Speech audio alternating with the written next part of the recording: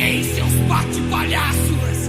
Quem de vocês ainda se lembra daquele idiota bate-programa que passava naquele imbecil bate-canal, naquele cretino bate-horário?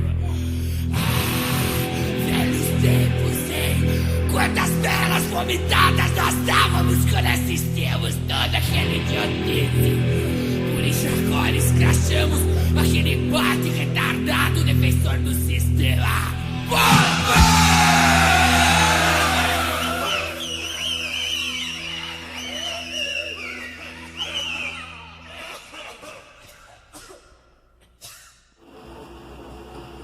Recheada dos mais belos cristais que estão ali cravejados.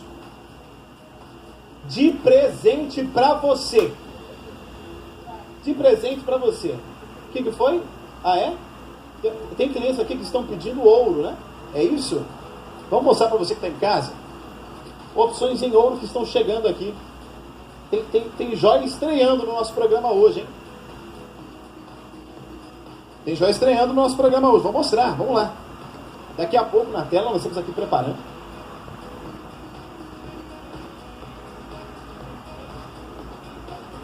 Tchau, simpatia. Tua.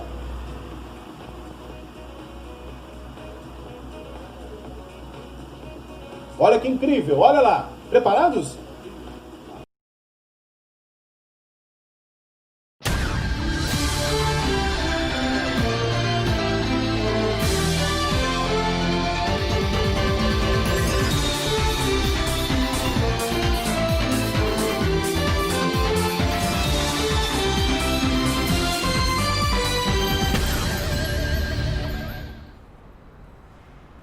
Boa noite.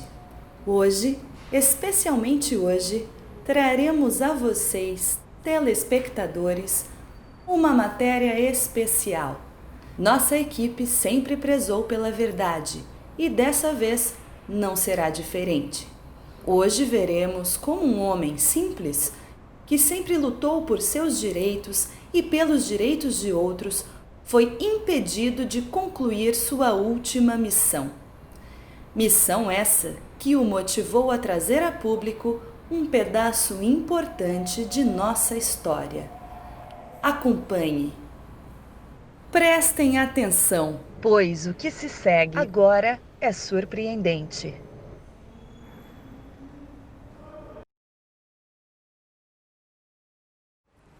Este é o endereço em que Super Meia foi encontrado por nossa equipe.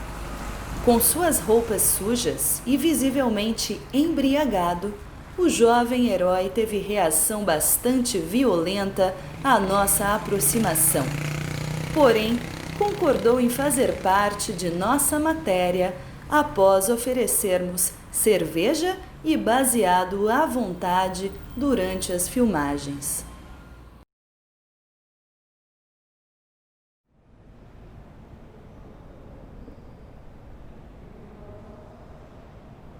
Eu falhei. E agora eu tô aqui. Não tenho o que dizer.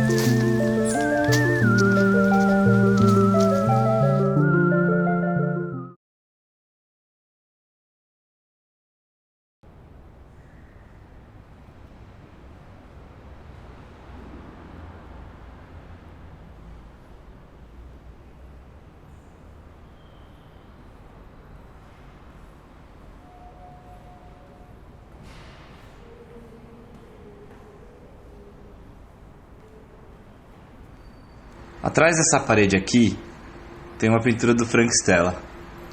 Ela tem 4 metros de altura por 16 metros de largura, ou seja, a área dela tem 64 metros quadrados, tipo o tamanho de um AP.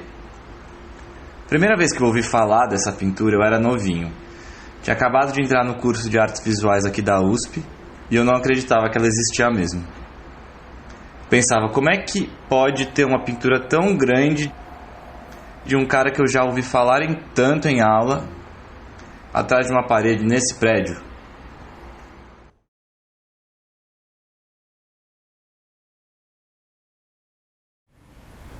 Este é o antigo prédio do Museu de Arte Contemporânea da Universidade de São Paulo, o MAC-USP. Em 2012, a transferência oficial do museu foi assinada pelo governo e pela universidade, e todo o seu acervo de obras foi levado para o antigo prédio do Detran. Desde então, o prédio que fica na universidade foi cedido aos cursos de música e artes plásticas, após longo processo de negociações. Hoje, com o nome de Espaço das Artes, ele abriga as exposições dos alunos que estão se formando no curso de artes plásticas, que ocorrem sempre ao final de cada ano.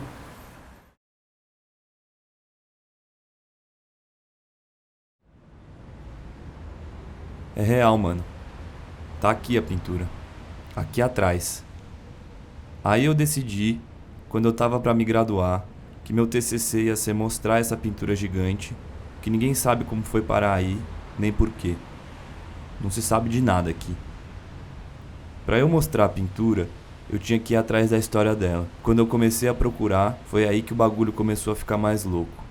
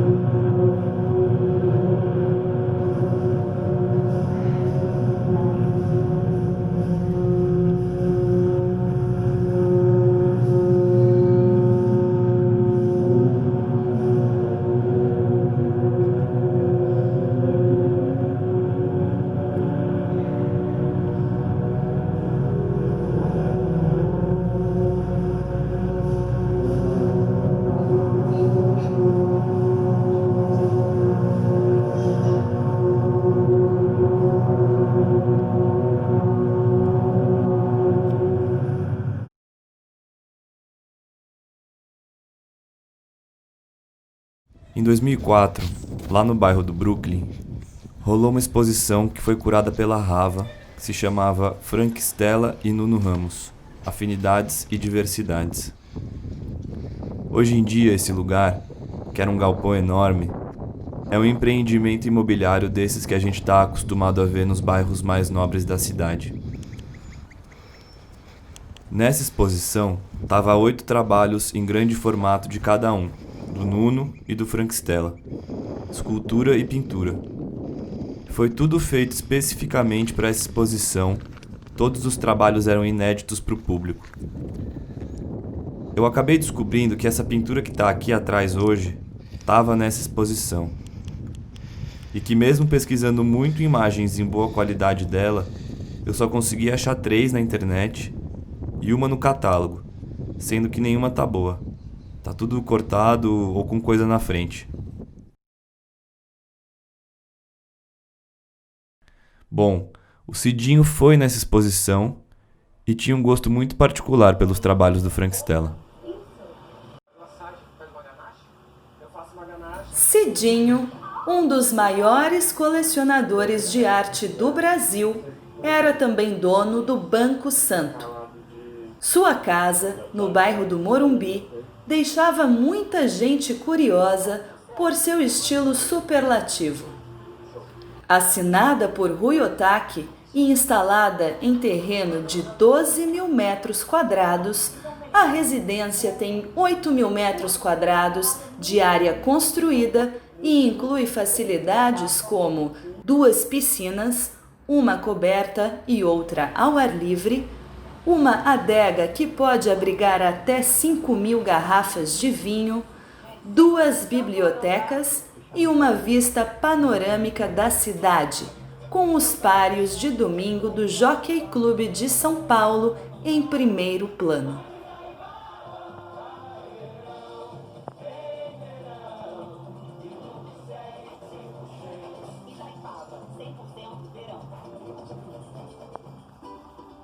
Aquitano, tem um convite para você.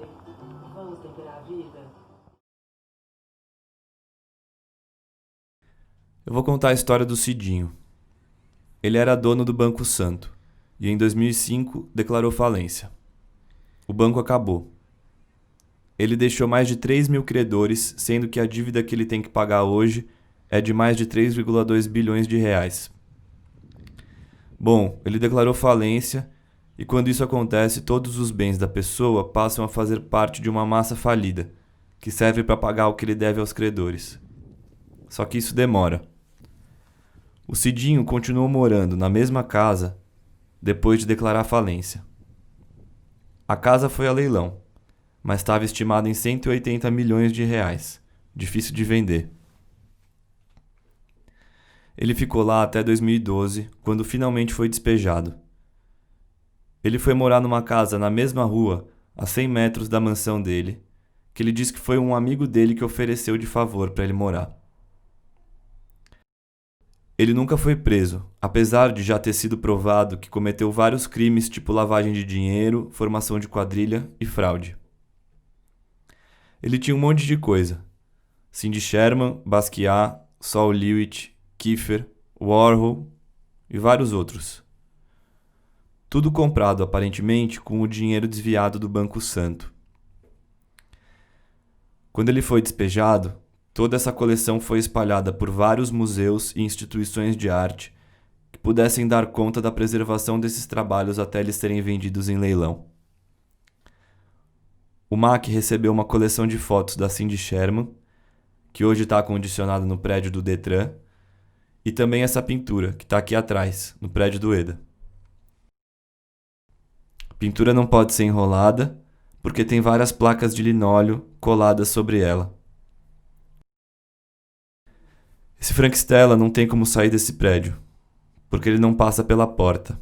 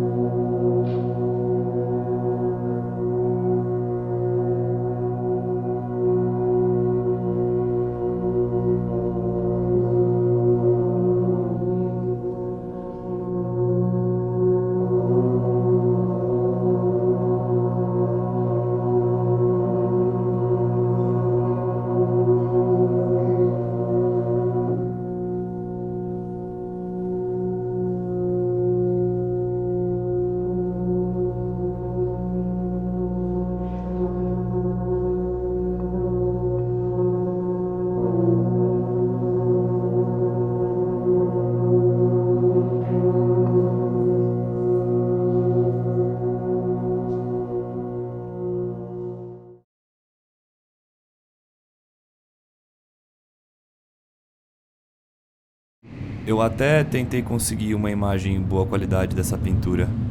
Procurei na internet, enfim. Mas aí acabei ligando pro Lulu, que era o responsável por fazer os leilões da massa falida do Banco Santo. Ele já fez 4 leilões com os trabalhos do Cidinho que estavam nessa mansão. Mas em nenhum desses leilões ele vendeu essa pintura que tá aqui. Aí eu liguei pra ele e ele me respondeu assim: Alô? O que você quer, hein? Fala logo. Ah, não tenho Frank Stella aqui não. Nunca vendi nem nunca vou vender. É isso mesmo. Quer mais alguma coisa? Então não me enche o saco. Eu cheguei a mandar e-mail pro Frank Stella, mas quem me respondeu os e-mails dele foram os assistentes.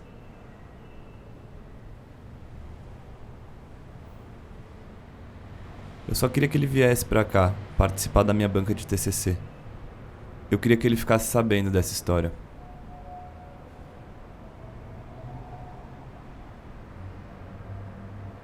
Aí, a pintura do Stella veio parar aqui, quando a sede do MAC ainda era nesse prédio. Pelo menos até 2007, ela estava exposta. Em 2007, um grupo de estudos da terceira idade do museu decidiu estudar essa pintura durante 1 ano. O resultado foi uma exposição coletiva dos idosos e do Frank Stella.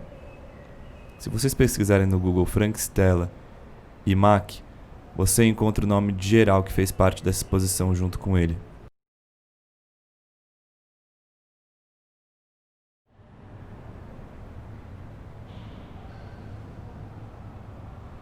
E é isso. Depois dessa exposição da terceira idade, o governo liberou uma liminar dizendo que a pintura devia e podia ser vendida nos leilões do Lulu, responsável pela massa falida. Foi aí que fizeram a parede, porque a obra não podia estar exposta, já que não pertencia de fato ao MAC. A briga na justiça aparentemente durou bastante. O Zé, diretor do MAC, alega que a pintura do Frank e todos os outros trabalhos da coleção do Cidinho deviam ser incorporados ao acervo do museu, porque ficaram mantidos durante todo esse tempo no acervo. Para guardar todos esses trabalhos, se gasta uma grana, por causa da preservação. O advogado dos credores não concorda, porque tudo que faz parte da massa falida do Banco Santo deve ser vendido e revertido para a mão dos credores, que devem receber em torno de 3,2 bilhões de reais. Um fato curioso. Fiquei sabendo agorinha que finalmente vendeu a mansão encalhada no último leilão que o Lulu fez. O preço dela na época que o Cidinho foi despejado estava cotado em 180 milhões de reais. Um feliz comprador levou ela inteirinha, inclusive com a mesa de mogno importada que ele tinha, pela bagatela de 9 milhões.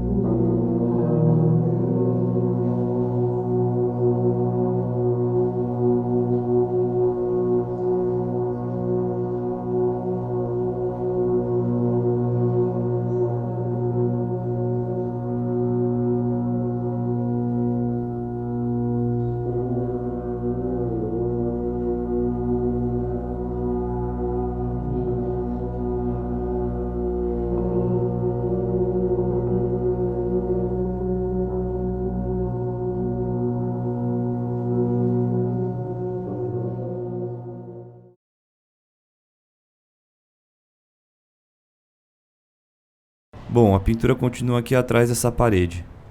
Na época, meu trabalho de TCC, que seria justamente quebrar essa parede e expor esse elefante branco junto com os meus colegas que também se graduavam, foi negado.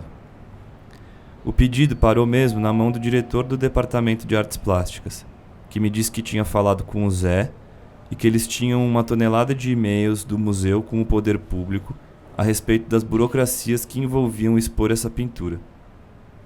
E o recado final foi: Ó, é melhor você não mexer com isso. A gente não quer processo, né? Eles podem até te processar pessoalmente. A parede é intransponível. Não tem como tirar ela de lá a não ser quebrando. Aí eu fiquei sem saber muito o que fazer. Toda a ideia começou justamente porque eu achava importante que a pintura voltasse para o público, que tivesse exposta, já que está aqui. Está dentro de um prédio público, na universidade pública. E no meio disso tudo, eu comecei a sacar que isso não era possível. Porque ela está nesse limbo bizarro. Ela não tem dono, ela não tem quem diga que ela existe. Ela está escondida atrás de uma parede de madeira. Eu percebi que eu nem descobri como ela entrou nesse prédio. Porque se ela não pode sair pela porta, como é que ela entrou? Enfim, ela tá na catacumba, tá na caverna. Quem quiser pode visitar, mas tem que se esgueirar entre ela e a parede. Ia ser um sucesso se ela tivesse sido aberta na época, nós expondo com Frank Stella. Mas não deu. Eu acabei deixando de fazer o trabalho e desistindo do curso.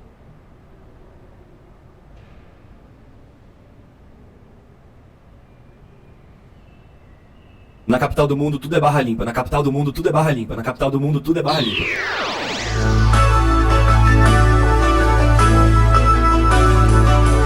Você lembra daquele tempo eu tinha estrelas nos olhos e um jeito de herói. Era mais forte e veloz que qualquer mocinho de cowboy.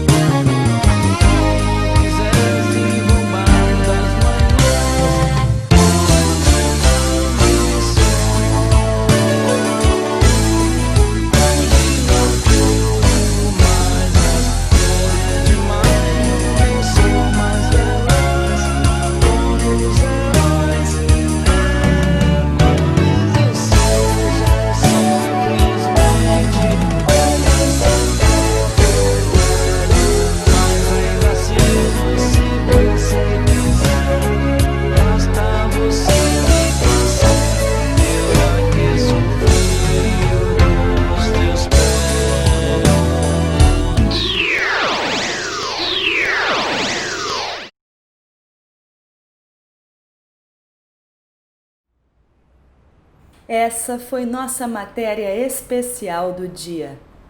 Boa noite.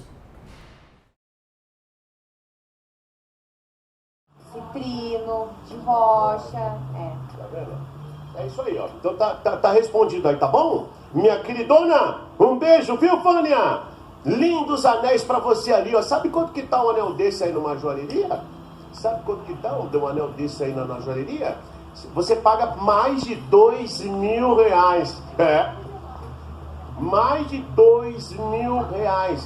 É um mínimo que você paga num anel desse, numa joalheria. E hoje nós estamos torrando para você hoje, com preço, não chega nem R$100, né? Não chega nem a R$100. Meu Deus do céu. Isso que eu estou dizendo, tem que ser rápido para confirmar ali nessa programação especial. É sexta-feira.